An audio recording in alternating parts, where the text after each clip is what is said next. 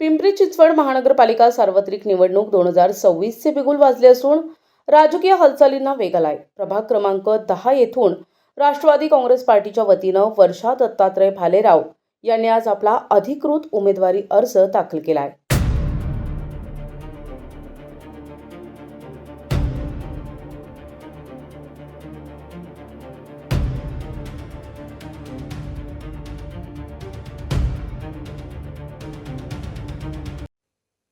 पिंपरी चिंचवड महापालिकेच्या आगामी निवडणुकीसाठी उमेदवारी अर्ज भरण्याच्या प्रक्रियेला वेग आलाय।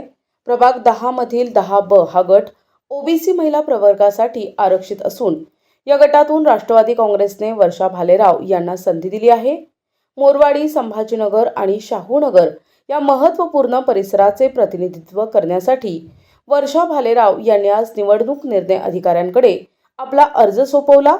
यावेळी समर्थकांनी मोठ्या प्रमाणात गर्दी करत घोषणाबाजी केली।